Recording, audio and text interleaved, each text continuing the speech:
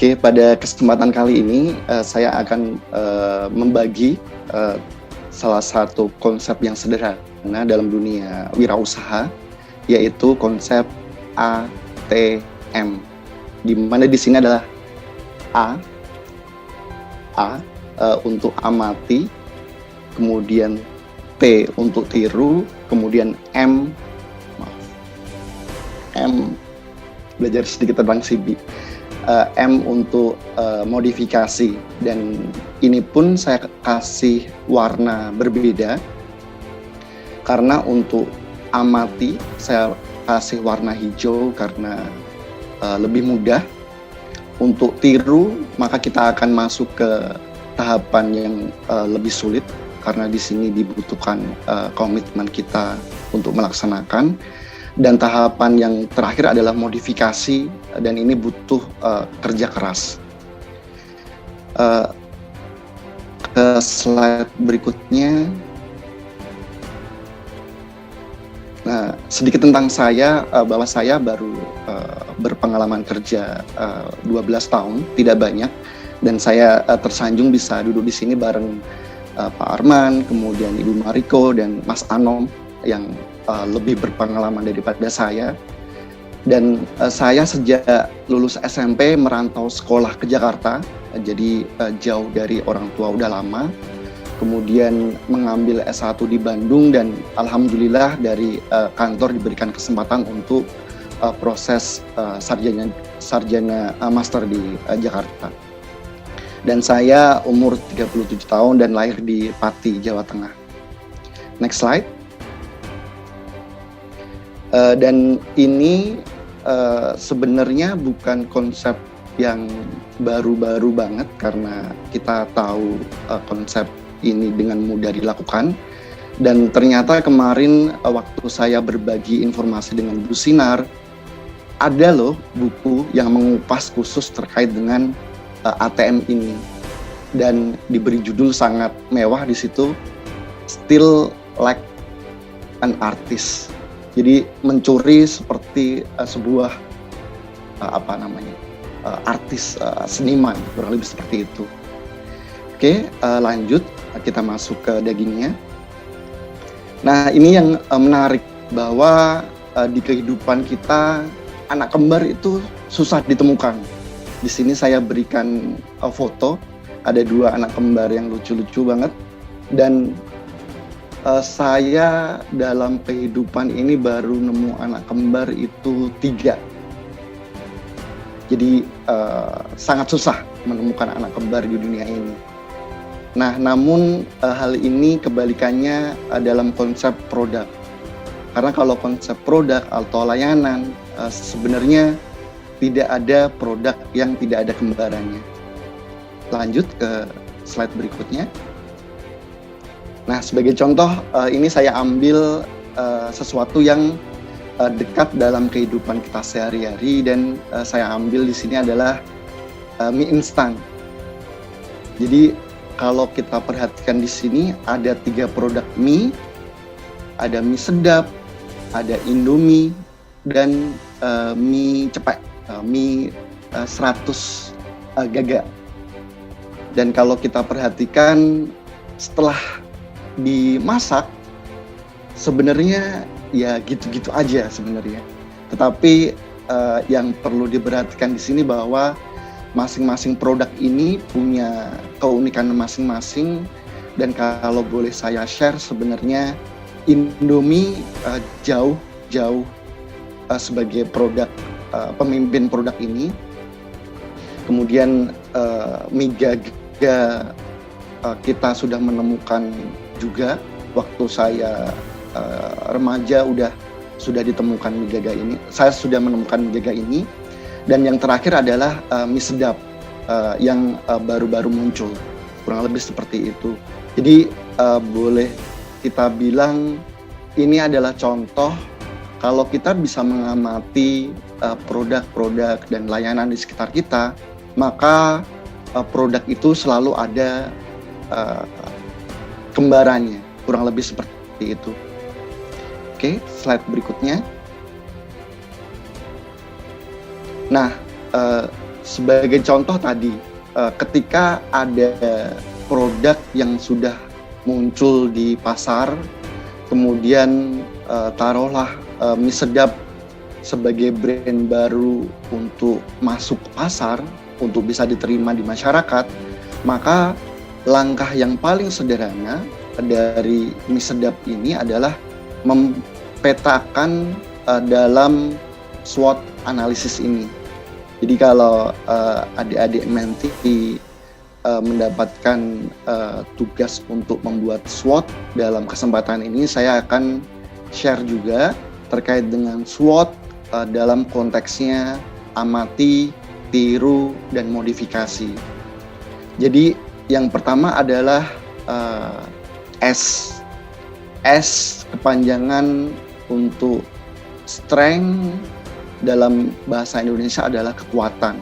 Jadi kekuatan di sini adalah apa yang dimiliki oleh mie sedap sebagai kekuatan dia untuk bisa masuk ke pasar. Kuadran berikutnya, kotak berikutnya di situ adalah weakness, yaitu kelemahan dari brand mie sedap ini. Apakah weakness yang bisa dia temukan atau identifikasi, dan kemudian bagaimana untuk menutupi atau menanggulangi kelemahan ini. Kuadran berikutnya adalah opportunities, atau dalam bahasa Indonesianya adalah kesempatan. Mengingat bahwa masyarakat Indonesia atau bahkan saya sendiri suka banget dengan mie instan, maka kesempatan untuk ini adalah produk pasar mie instan ini sangat besar. Dan bahkan kalau dulu saya kuliah, maka makanan favorit sekaligus makanan pokok di sini adalah mie instan. Kuadran yang terakhir adalah threat, atau dalam bahasa Indonesianya adalah ancaman. Jadi apa-apa yang bisa kita kategorikan sebagai ancaman yang bisa memengaruhi produk pasar ini. Slide berikutnya, Mas Awal. Nah, untuk amati, kita dapat melakukannya dengan mudah dan murah. Untuk melakukan tiru, maka kita harus petakan kemampuan kita sekaligus terhadap kondisi pasar seperti apa. Langkah yang terakhir ini yang sangat sulit, yaitu bagaimana kita bisa memunculkan sebuah produk yang baru dengan memberikan sebuah inovasi. Jadi di slide ini saya tunjukkan ternyata perhatian masyarakat kita terhadap hidup sehat memberikan kesempatan seseorang untuk berinovasi, yaitu dengan mie instan Lemonilo di sini. Walaupun relatif lebih mahal, tetapi kandungannya jauh lebih sehat daripada mie instan pada umumnya. Nah, demikian kurang lebih konsep amati, tiru, dan modifikasi. Namun sebagaimana kita tahu bahwa modifikasi pun akan men-trigger lawan kita atau kompetitor untuk memberikan inovasi yang serupa. Dan sebagaimana kita tahu di iklan sudah ada Supermin Nutrimi sebagai saingan dari Lemonilo untuk menyediakan mie instan yang sehat. Slide berikutnya. Dari pemaparan sederhana tentang ATM yang tadi, saya ingin membawa teman-teman ke produk-produk di sekitar kita. Slide berikutnya, Mas Awal. Yang pertama, konsep ATM dalam kaitannya smartphone yang kita punya sehari-hari.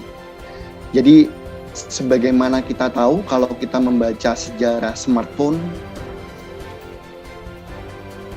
dimulai inovasi dari iPhone di sebelah kiri. Kemudian Samsung yang sebelumnya memang sudah bermain smartphone, tetapi konsepnya berbeda, melakukan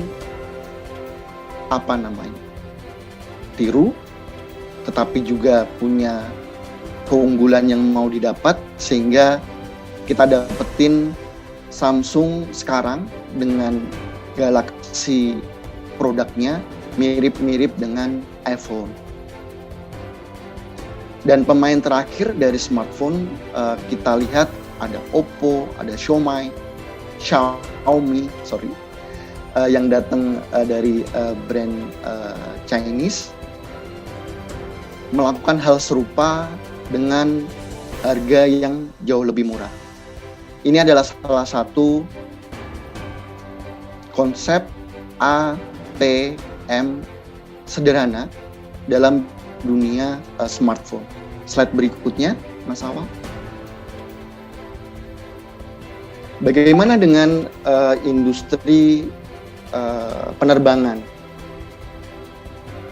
Kalau di Indonesia, kita punya dua pemain besar, yaitu Garuda Indonesia Group dan Lion Air Group.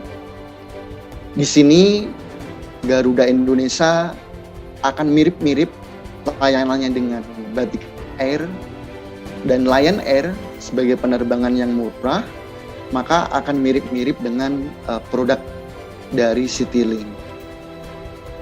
Sehingga masing-masing pasar mencoba bermain dengan keunggulannya masing-masing dan dengan kekuatannya masing-masing. Slide berikutnya, Mas Awal. Kalau kemarin kita rame dengan telolet di YouTube, maka saya sebagai pengguna bus akap antar kota, antar provinsi juga sama, menikmati bahwa dulu layanan hanya dari Nusantara atau dari Pahala Kencana, sebuah perusahaan angkutan yang memang leader di situ, dan juga ada Ramayana di sini yang rute Jogja. Maka kita melihat sekarang makin banyak alternatif dan opsi yang dapat dimiliki oleh penumpang. Seperti di sini saya cantumkan Haryanto dengan konsep ATM. Slide berikutnya, Mas Awal. Nah, ini juga menarik karena masyarakat Indonesia suka dengan tren. Maka bagaimana dengan tren makanan? Saya mulai yang pertama, ayam geprek di sini. Ada Pak Gembus, ada geprek Bensu, ada ayam geprek Juara.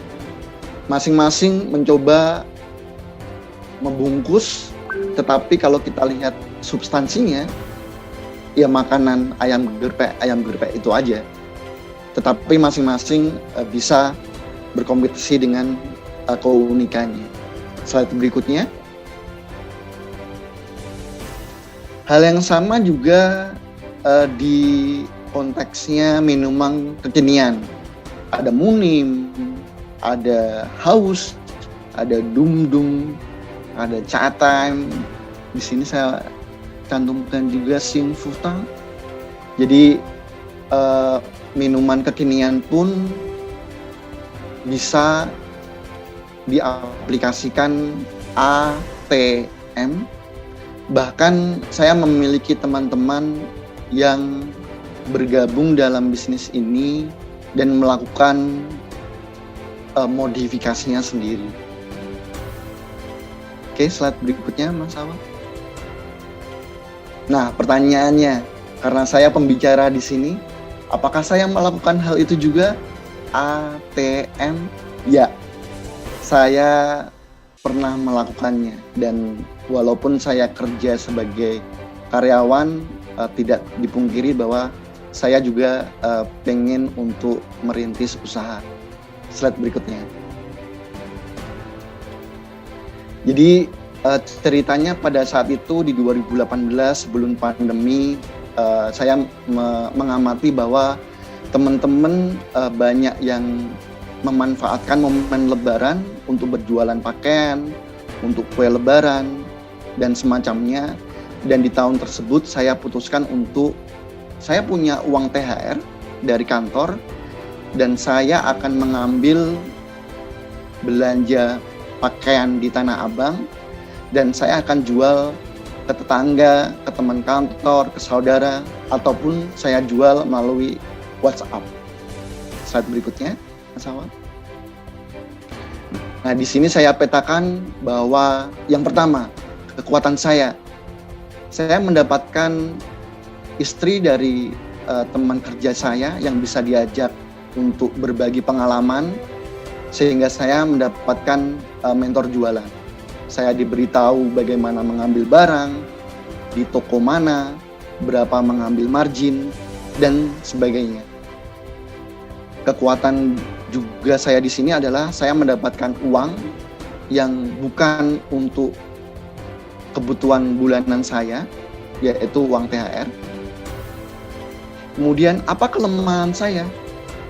Saya sadari bahwa saya kurang gigih di sini karena sebagai karyawan saya terbiasa untuk mendapatkan kenyamanan sebagai karyawan, tidak perlu repot-repot.